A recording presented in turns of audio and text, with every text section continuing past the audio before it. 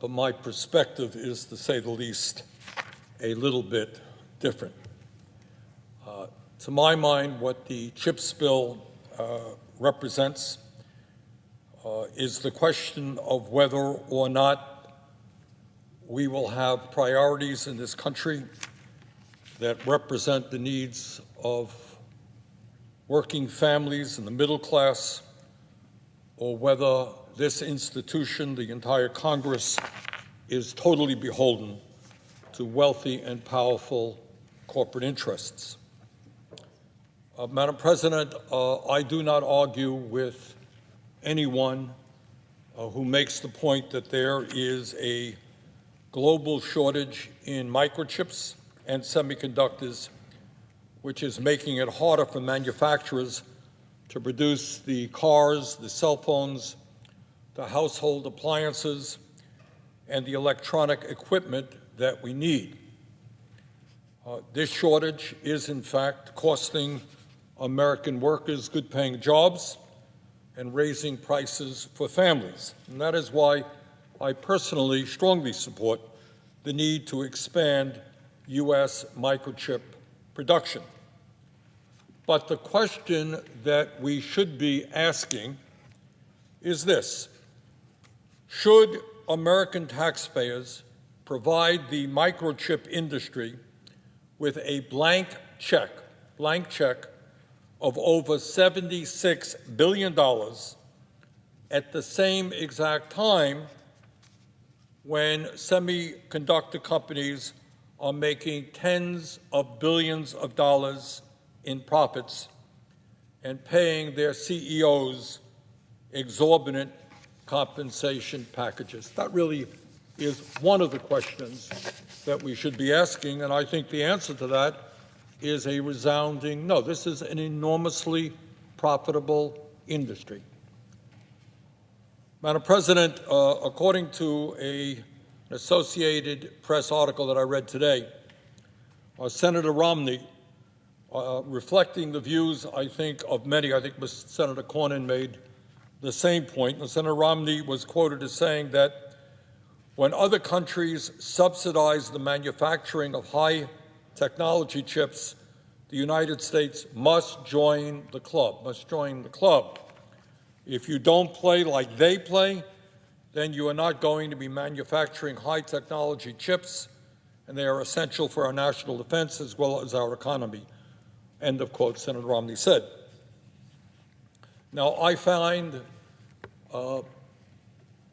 the position of Senator Romney and others to be really quite interesting, because I personally have been on this floor many, many times urging the Senate to look to other countries around the world and learn from those countries.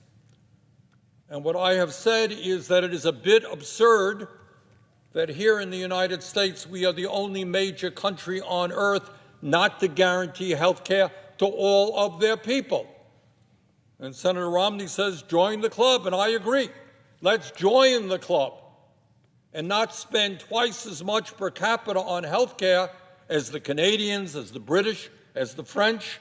Let's join that club and guarantee health care to all people rather than making the insurance companies billions of profits every single year. Senator Romney says, join the club.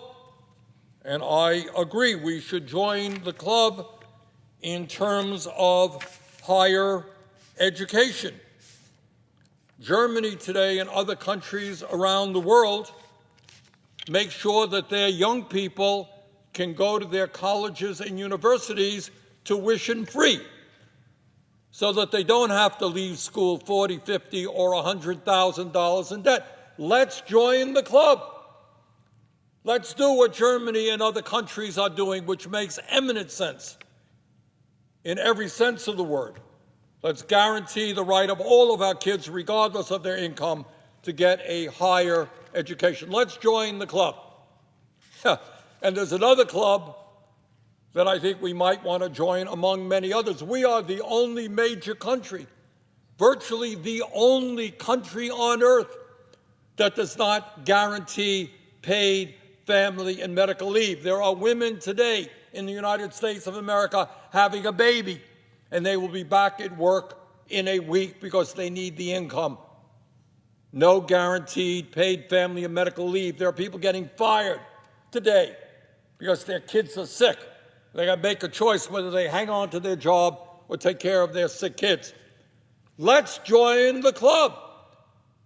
Let's do what not only every major country on earth does in terms of guaranteeing paid family and medical, what virtually all countries, including some of the poorest in the world, do. But I gather the problem is that to join those clubs in terms of universal health care, in terms of paid family and medical leave, in terms of free tuition at public colleges and universities, we're going to have to take on powerful special interests, and they make campaign contributions. So that's not what the Senate does. But when it comes to joining the club with other countries giving blank checks to large corporations, that's a club that unfortunately many of my colleagues here feel comfortable in joining.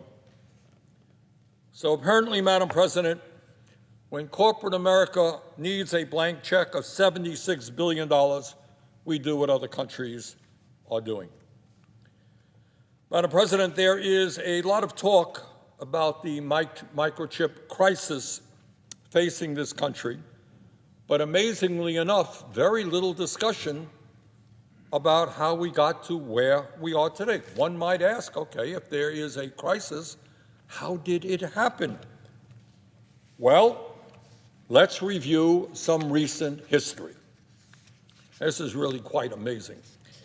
Over the last 20 years, the microchip industry has shut down over 780 manufacturing plants and other establishments in the United States and eliminated 150,000 American jobs while moving most of its production overseas.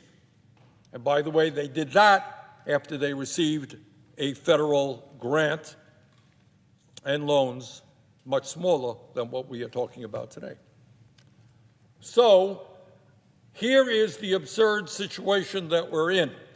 The crisis is caused by the industry shutting down in America and moving abroad.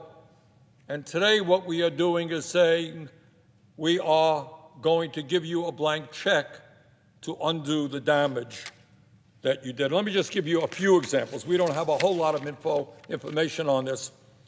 Between 2010 and 2014, Intel laid off approximately 1,400 workers from the Rio Rancho, New Mexico chip facility and offshored 1,000 jobs to Israel. According to the Oregon Bureau of Labor and Industry, Intel laid off more than 1,000 workers in Oregon between 2015 and 16. Texas Instruments outsourced 400 jobs from their Houston manufacturing facility to the Philippines in 2013. Micron Technology has repeatedly cut jobs in Boise, Idaho, including 1,100 in 2003, another 1,100 in 2007, 1,500 in 2008, and in 2009, the company stopped manufacturing some types of chips entirely and laid off 2,000 workers. In other words, in order to make more profits, these companies took government money and used it to ship good-paying jobs abroad.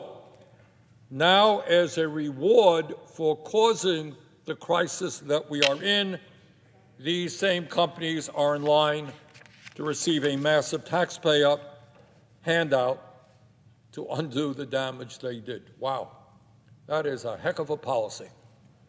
You bribe companies to undo the damage that they caused. Madam President, it is estimated in total that 5 major semiconductor companies will receive the lion's share of this taxpayer handout: Intel, Texas Instruments, Micron Technology, Global Foundries, and Samsung. These 5 companies alone made $70 billion in profits. You know, I find it interesting that I've heard senators here on the floor talk about entitlements. when we help working people, when we help poor people, there are all kinds of requirements, work requirements, reporting requirements, drug testing requirements. You name the requirements when the federal government helps working people or low-income people. Well, what are the requirements attached to this handout for large, profitable corporations? The answer is zero. Madam President, the company that will likely benefit the most from this taxpayer assistance is Intel.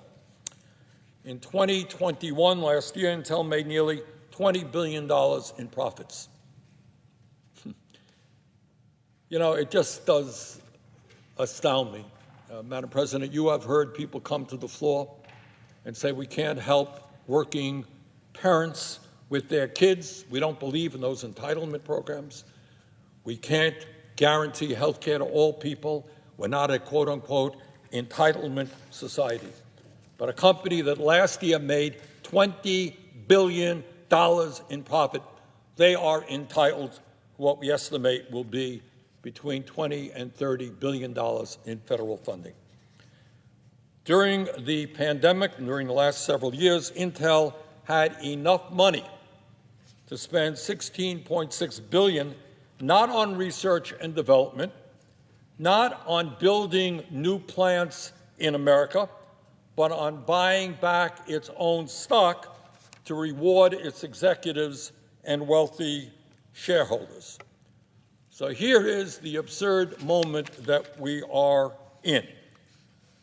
As I mentioned a moment ago, it is estimated that Intel will receive between $20 and $30 billion in federal funding.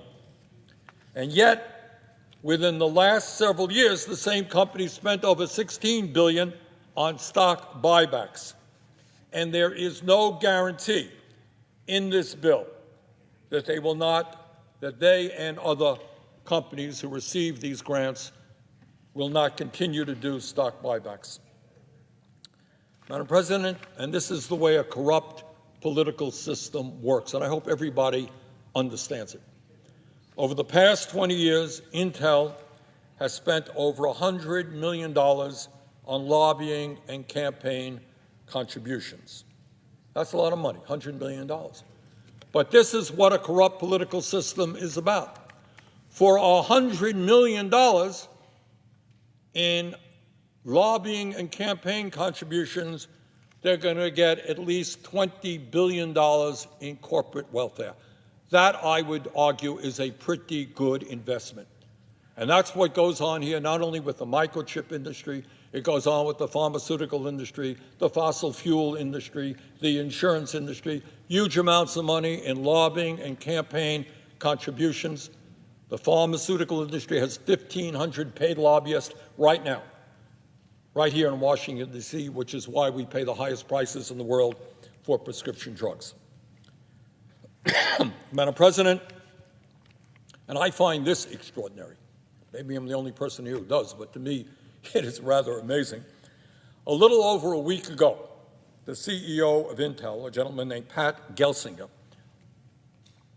who earns something like $179 million a year in compensation, not a bad salary. Mr. Gelsinger did an interview on CNBC's Squawk Box program. And I think to listen to that interview tells us everything we need to know about oligarchy and arrogance and the state of American politics.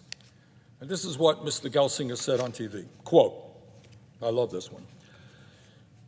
My message, Mr. Gelsinger's message to congressional leaders is, hey, if I'm not done with the job, I don't get to go home. Neither should you. Don't go home for August recess until you have passed the CHIPS Act. Because, now listen to this, because I and others in the industry will make investment decisions. And do you want those investments in the U.S., or are we simply not competitive enough to do them here, and we, the industry, need to go to Europe or Asia for those? Get the job done. Do not go home for August recess without getting these bills passed. In other words, what he is telling you point blank is, who is the puppet and who is the puppeteer. Don't go home this August until you give us $176 billion, because if you don't do that, we're going to go to Asia and we're going to go to Europe. That's the state of American politics. And not only American politics, I would say.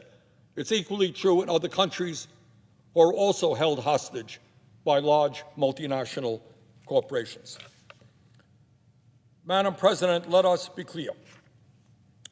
The CEO of Intel is saying that if you don't give his industry a $76 billion blank check and his particular company up to $30 billion, that despite, no doubt, their profound love for America, I'm sure they got big American flags all over the place, and their patriotism, and their concern for the needs of the military and the healthcare industry, which in fact needs these sophisticated chips, that if we do not give them this bribe, despite their love of America and their concern about our national defense, you heard Senator Cornyn talking about national defense, and he's right.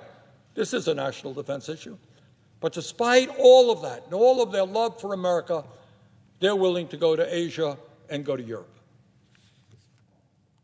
in order to make even more money.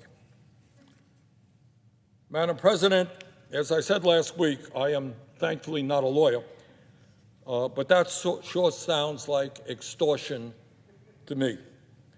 Mr. Gelsinger's words sure sound like extortion. What he is saying is that if you don't give his industry $76 billion, they're out. They're not going to build in the United States, and they're going to go abroad. So I have a few questions for Mr. Gelsinger and the other microchip CEOs.